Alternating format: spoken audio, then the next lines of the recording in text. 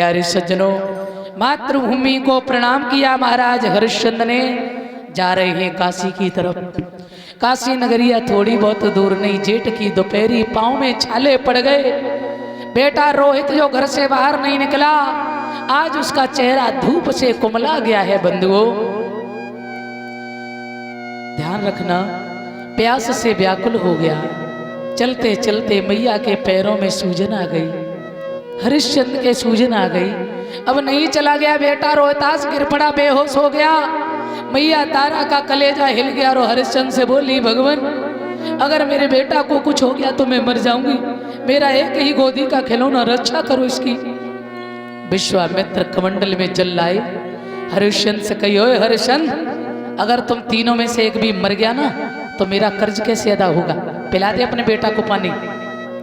हरिश्चंद्र ने कहा, नहीं, मेरी ये प्रतिज्ञा है, जहां तक मेरा राज्य है, चाहे बेटा मर जाए, चाहे पत्नी मर जाए और चाहे मैं मर जाऊं, लेकिन मैं पानी की बूंद नहीं दे सकता। श्रोता बंधुओं, आज छोटा सा बालक रोहतास ने जैसे ही सुना, खड़ा हो गया और कहने लगा, हे मुनिवर, आप विप्रवर ज्ञानी है, मुझे पानी की जरूरत नहीं, मैं खुद ही पानी है। चलिए काशी नगरिया में पहुंचे, झुके प्रणाम किया, हे काशी मैया मेरे धर्म की रक्षा करना।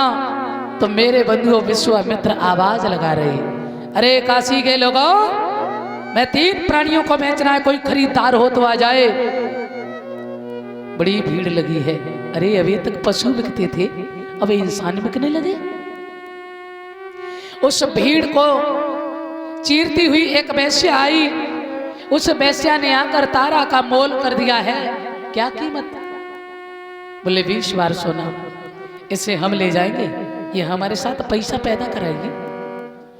मैया ने झपट के विश्वामित्र के चरण पकड़ लिए, भगवान क्षमा करना, जिस धर्म की खातिर में राज्य छोड़ के आई, आज वो धर्म इस वेश्या के हाथ चला गया, मेरा कोई अस्तित्व नहीं बचेगा। हे प्रभु मुझे क्षमा करो, आप किसी और के हाथ दे देना, मुझे स्वीकार है। वो पतिव्रता नारी रोने लगी। विश्वामित्र ने कहा, ठीक है। कुछ देर में एक ब्राह्मण आया, तारा का मोल किया। क्या कीमत है इसकी? बोले 20 बार सोना। खरीद लिया। आहा, छोटा सा बालक है रोहतास। जब मां की कीमत हो गई तो उस बच्चा ने देखा तो अपनी मां की तरफ घुटघुटा के देख रहा और बोला, मैया मुझे छोड़ के मत जाना, मैया मुझे भी साथ लेती चल। मां की ममता बड़ी विलक्षण होती है बंधुओं। मैया तारा ने ब्राह्मण के चरण पकड़ लिए और कहने लगी, भगवान आप कुछ भी करिए, मेरे बेटा को भी ले लो, मैं अपने बेटा से दूर नहीं रह पाऊंगी। सज्जनों, ब्राह्मण ने बेटा की भी कीमत चुका दी। मैया और बेटा दोनों की कीमत हो गई। थोड़ा समय हुआ, उसी भीड़ में वही कलुआ मेहतर आया है और कलुआ मेहतर ने आकर के हरिश्चंद्र की कीमत लगा दी है। क्या? बोले इस पुरुष को मैं ले जाऊंगा, ये हमारे यहाँ पानी भरने का काम करेगा। पिता के दुष्कर्म कभी कभी बच्चों को भोगने पड़ते हैं बंधुओं। 3 प्राणियों की कीमत हो गई। दुनिया में ऐसा कौन सा पुरुष है, पिता मजदूरी कर सकता है, पला डाल सकता है, शाम को भूखा सो सकता है, पर ऐसा कोई भी नहीं जो अपने पत्नी बच्चे को बेच दी मेरे बंधुओं। लेकिन धन्य वो सतवादी राजा, 3 प्राणी अलग अलग हुए तो रो रहे हैं। ऐसा विदीर्ण समय मैया ब्राह्मण के यहाँ पहुंची है, भोजन बनाने का काम करती। हरिश्चंद्र कलुआ मेहतर के यहाँ पानी भरने का काम कर रहे। 1 हफ्ता हो गया, हरिश्चंद्र ने भोजन नहीं किया।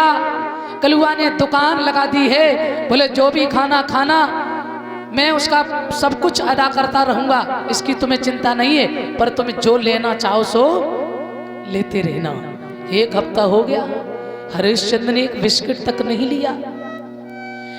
1 हफ्ते के बाद भोजन बना के रखा थाली में, और जैसे ही भोजन करने के लिए चले हैं तो विश्वामित्र को चैन नहीं पड़ा, कोड़ी का भेष बना करके आ गए और आवाज देने लगे, अरे कोई है, मेरी भूख से जान जा रही है, अगर कुछ खाने को हो तो थोड़ा सा दे दे, कुछ खाने को हो तो थोड़ा सा दे दे। प्यारे बंधुओं, भारे सतवादी हरिश्चंद्र मुंह की तरफ ले जा रहे थे नेवला को, और वो तुरंत वापस कर दिया और वो थाली में रखकर कहने लगे हम भोजन नहीं करेंगे। और वो भोजन की थाली उठाई और विश्वामित्र को पकड़ा दी, खुद भूखे रह गए, शरीर सूख सूख के दुबला हो गया। एक तो परिवार का दुख। बंधुओं, एक दिन कलुआ ने कहा जल्दी जाओ पानी भर के लाओ। पानी भरने गंगा पर पहुंचे हरिश्चंद्र, घड़ा भर लिया पर घड़ा उठ नहीं रहा। क्यों? शरीर बहुत कमजोर है। उधर से तारा रानी को आता हुआ देखा, मेरी रानी आ रही है, मेरी जरूर सहायता करेगी तारा, मेरा घड़ा उठवाओ। मैया तारा ने कहा क्षमा करना प्रभु, हमारा आपका राजा रानी का रिश्ता उसी दिन खत्म हो गया जिस दिन आपको कलुआ मेहतर ने खरीदा और मुझे ब्राह्मण ने खरीदा है। अब मैं ब्राह्मण देव के घर में रहती हूँ, आपके हाथ में घड़ा मेहतर का है, यदि मैंने इसे हाथ लगाया तो मेरा धर्म नष्ट होगा। हरिश्चंद्र कहने लगे बारे विधाता, ऐसा संकट किसी और पे मत देना प्रभु। पत्नी भी आज दुख की घड़ी में पत्नी भी साथ छोड़ रही है। बारे प्रभु गए और कलुआ आज कहती है तारावती अंदर जाओ और तनक सहारा से घड़ा उठ जाएगा आपका। तो हरिश्चंद्र गहरे जल में जाकर घड़ा उठा के सर में रखा और जैसे कलुआ के सामने पहुंचे तो कहते हैं जब किसी पर विपत्ति आती है ना तो घाव में घाव होता है। सज्जनों, आज जैसे ही पहुंचे पैर में ठोकर लगी, घड़ा फूट गया, खाली हाथ खड़े हो गए। कलुआ मेहतर ने कहा ओए हरिया, घड़ा कहाँ है? हरिश्चंद्र बोले क्षमा करना भैया, पैर में ठोकर लगने से घड़ा फूट गया है। अच्छा, क्या तू भोजन नहीं करता है? क्यों? मैंने तेरी सारी व्यवस्था कर रखी है। और जब कलुआ मेहतर ने दुकान में पता किया तो 1 रुपया का कुछ भी हरिश्चंद्र ने नहीं लिया। कलुआ मेहतर ने सुना जैसे ही कि आज तक तुम्हारे यहाँ जो हरिया नाम का व्यक्ति रहता है मेरी दुकान से एक बिस्किट भी लेने नहीं आया है, समझ गए इसका मतलब ये भूखा रहा है, इसकी काया कमजोर पड़ गई है। बोले आज से तू पानी नहीं भरेगा।